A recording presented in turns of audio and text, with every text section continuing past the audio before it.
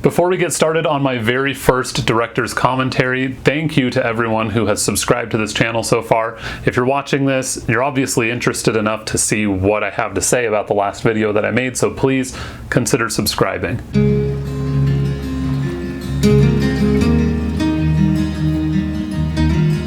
Thank you to everyone for the positive comments, the feedback on this video. A lot of interest in it, and one of the things that was most gratifying for me was how many of you took the opportunity to go and see it for yourself, which was really my goal in sharing this video. I was not hired by the state of Utah to produce a tourism video, although if you're watching State of Utah, we can talk. However, I was really excited to see that a few of my friends took their families camping there. Another one of my friends took his wife there. Several of you went out and experienced one or more of the places that I showcased in my Uintahs video. So for this video, a Mark Reviews First, I wanted to do a director's commentary and give you a chance to peek behind the scenes into my process, what I was thinking as I filmed this, and maybe how I produced this. Okay, so without further ado, let's dive in and check out the video together. And I set up a camera here in the back so you can follow along. Okay, so first shot, I know, but this shot was not my favorite in the whole video, and typically your opening shot, you want to sort of set the scene and, you know, put you in the place and in the mindset of what you're about to see. So I kind of went back and forth on which shot to have, but I wanted that forward motion and that feeling that you're getting already from the music, kind of this earnest guitar riff. So while this isn't the best shot, this sort of sets the scene that, okay, I'm out in the woods, I'm on a trail of some kind, and maybe if you're from Utah, you would recognize some of this landscape as the Uintahs. Now this is right by Provo River Falls, and you'll see that sign in the very next shot. Okay, so this shot, the Wasatch National Forest overlook Provo River Falls, not super exciting. There's my car, our Hyundai Santa Fe on the right here, but I wanted people to know, without reading anything around my video, I wanted people to know what it was they were looking at, where they were. And so to give someone a sense of place, especially since we'll be going to 3 different locations in this video, I wanted it to be clear where you were. But I also didn't want to start the video with a shot of a sign, because that's not super exciting. So first shot sets the scene, second shot confirms where you are, and then the shots that follow will showcase what this location has in store. So this is Provo River Falls.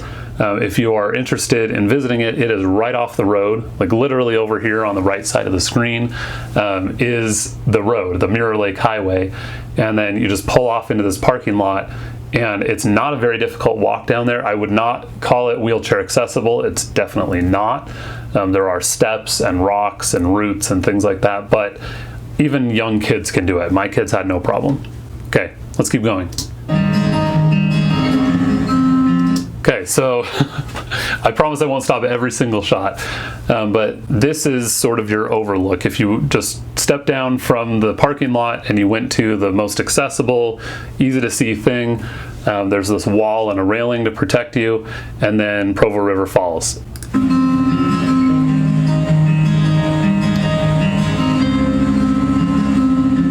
Okay, so a couple of things to note here. You saw that really low pass past the rock. That was me holding the gimbal in its underslung position, so the camera is really low. It made Kathleen a little bit nervous when I was filming that, and it made me a little bit nervous because I had my camera on the end of a gimbal very close to the water.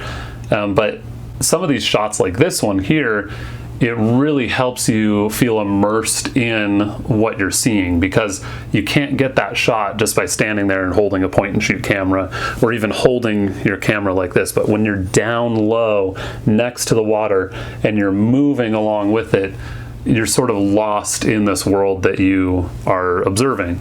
And another thing that I like here is the idea of motion that is sort of counter to the motion that we're observing in the water. So water's cascading down the falls and running past me, and my camera is moving upstream. So a lot of these shots, even going back to that first shot, that opening shot, are movement and moving forward. The idea of motion was what I was thinking behind the scenes, because there's water, there was wind.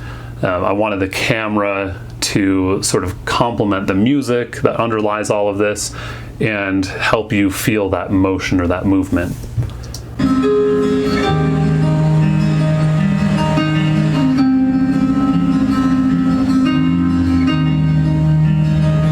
Okay, so I'll pause here for a second. These are my kids and my wife on the right, but this is just another view up above on the observation. The prior shots were not of these falls. These upper falls here are not very accessible. The falls down below are easier to access. So there's a trail that goes right down by the falls. So be careful in that area, keep your eye on your kids, but you can definitely do that. And I paused here to just sort of drop a hint to you that when you slow down video footage, you can't use the original audio. So anything that you're hearing in this entire video, any audio whatsoever, is something that I added after the fact. So the music was sort of how I chose to cut the clips together. You'll notice that the clips change on certain beats in the music. But any sounds, any ambient noise you hear in the background, birds chirping, wind blowing through the trees, the sound of streams and rivers and waterfalls, everything was added after the fact. So I tried to do my best to approximate what it sounded like when I was there. I didn't want it to feel contrived, but you probably wouldn't have known that if I hadn't told you. Okay, let's keep going.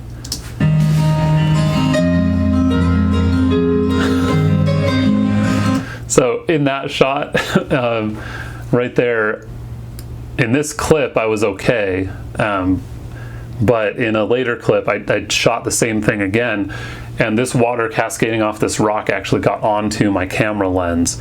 And so several clips after that, I didn't notice that there was water on my lens, and several clips after that I ended up not using because there's a big water spot.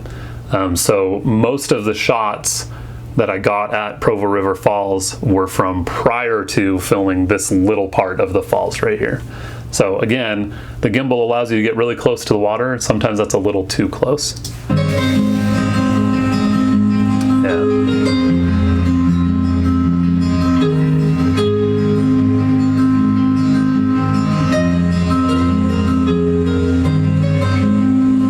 Okay, so again, I love that kind of counter motion where your eyes naturally want to follow the water down, so as the camera moves up, it almost emphasizes that movement and keeps your focus there. So again, I'm pretty proud of the sound effects in the background here. You hear the waterfall and you don't even really realize that that was added after the fact. I feel if a director is doing their job correctly, then it won't take you out of that experience. It'll help you feel immersed in it. And sound can do that in a way that's even more powerful than visuals sometimes.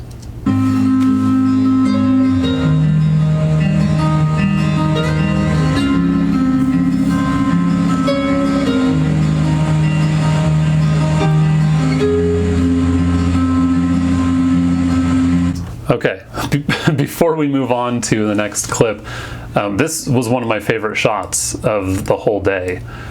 So small stream up here, a little bit unassuming. You don't know where it's headed, although this section is Provo River Falls, right? And there are two audio clips that I overlaid here. So one is just the sound of a stream, and I actually had that get a little bit quieter as the sound of the falls fades in. The other thing is that this shot, out of everything I did this day, this shot is the one that really freaked Kathleen out. I was standing on the edge of the falls, holding my gimbal out over the water, and then as I came up over the falls, I kind of lifted it up, used the joystick to move the camera down, so it looked like I went up and over the falls. My feet didn't move. but it definitely gave you that feeling. And part of what I love about the gimbal, not just that it gives you some additional length because of this handle, so you can get your camera further out, almost like a spear or a weapon. But part of what I love about it is if you're controlling it carefully, you can get the same kind of look and feel that you would get from a professional jib, you know, this counterbalanced weight where your camera's out on the end of a big long pole. You may have seen those at concerts before if something's being taped for future broadcast. You know, a professional jib is many thousands of dollars, takes a lot of training, where a gimbal is just a couple $100 and pretty much anyone can do it. So here's one more view of probably my favorite shot of the Provo River Falls section.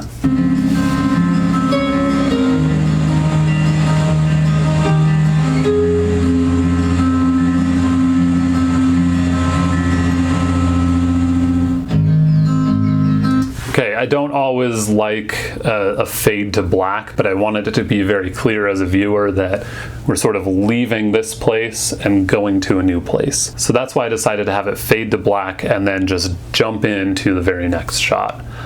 So again, here you'll see a sign that represents this location in the very next shot, but I wanted the first shot to sort of set the scene and set the place. And this is actually one of my longest continuous shots of the whole video.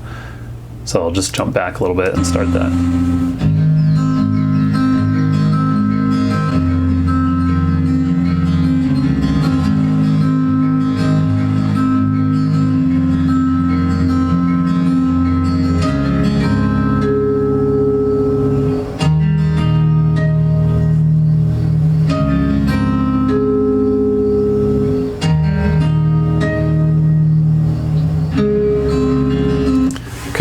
So I let a few play there, and this is probably my favorite section of the video. I love Mirror Lake and just the piece of it. Anytime that you can compose a shot so that you have something of interest in the foreground, it will be more interesting to the viewer.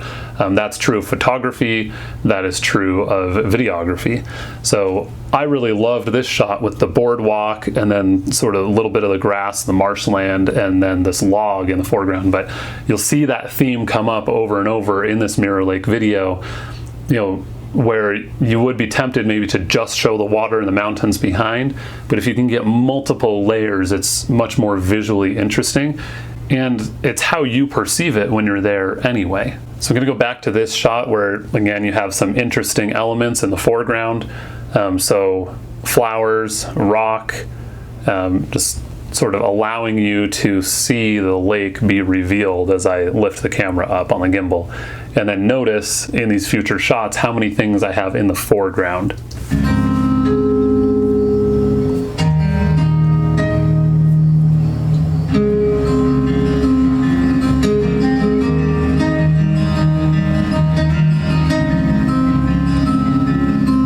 Like my son.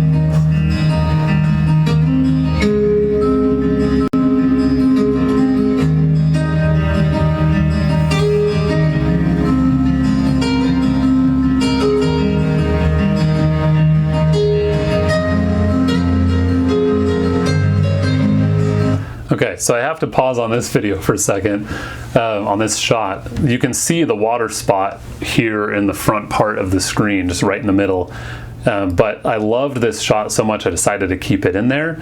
Sometimes if you have a quote-unquote mistake, it can be more of a happy accident, like Bob Ross would say, right? It helps you feel immersed to get water splattered onto the screen. So if you see it happen, totally fine. Why not leave it in there? I also loved the visual of, okay, here's the boardwalk, here's my son walking over it in slow motion. You can see the water cascading down.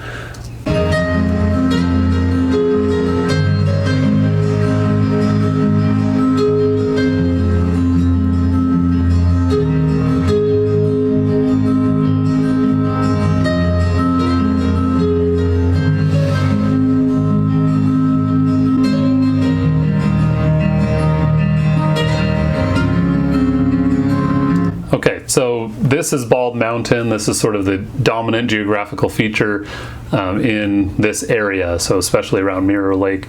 You can hike that. It doesn't look very fun to me because even the base of it is already above the tree line. We're pretty high up in elevation at this point. But everything that you see in this video is within an hour and a half or so of Provo, Utah, so pretty easy to access. And so far, the first two things are right off the road. So even on this last shot, kind of going back to that idea of forward motion, pushing in slowly to Bald Mountain. Okay, let's go to our last destination.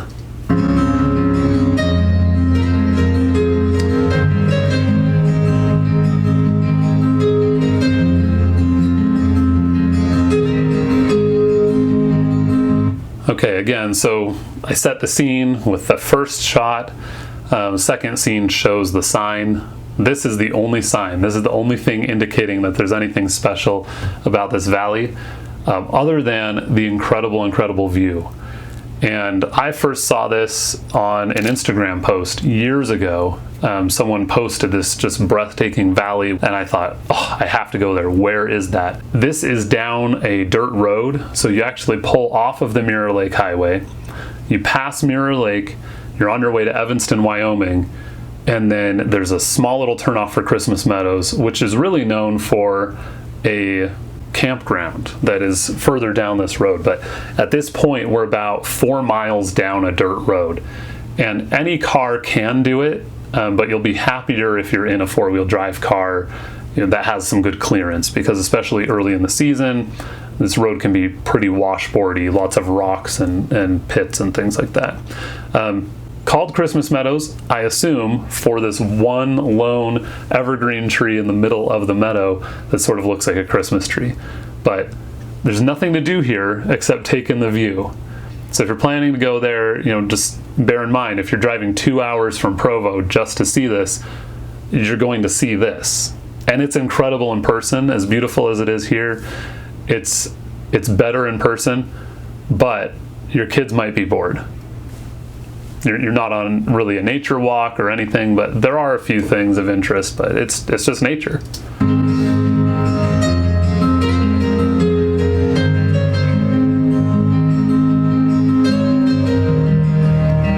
And I just said your kids might be bored. The thing my kids liked the most was checking out these ground squirrels, and these are actually Uinta ground squirrels. And you wouldn't know this, but I went and sampled a specific sound, like their little chirping call thing. I got an audio clip of it from the internet and inserted it underneath this video. So I just went the extra mile for you, and no one will ever know or care unless they watch this director's commentary. So my kids liked looking at these. They liked the view, but most people who come up here, there's some vacation homes, there's some camp spots, and I usually see someone fly fishing in this fork of the Bear River. It's pretty calm, it's pretty chill.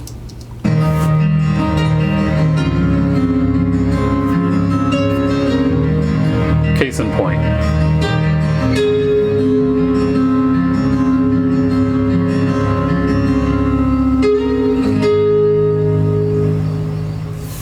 And just like the end of the video says, don't forget to subscribe to this channel and check out some of the other videos that I've made. If you are interested in checking out this gimbal made this video possible. And this was my first attempt as an amateur. I had never even touched a Ronin-SC before that day. I unboxed that in the morning, and then we went to the Uintas that day. So if you're interested in the Ronin-SC, go check it out. Link in the description below to where you can find out more information about that. And perhaps I'll do a review video of this gimbal in the future. But really a fun new tool in my arsenal, and you'll see that displayed back here in future videos as well. I think that's going to do it for this director's commentary. Just a quick glimpse behind the scenes of what I do. Thank you for the support. Thank you for watching it, and thank you for letting me share a part of what I love about this amazing place that I live.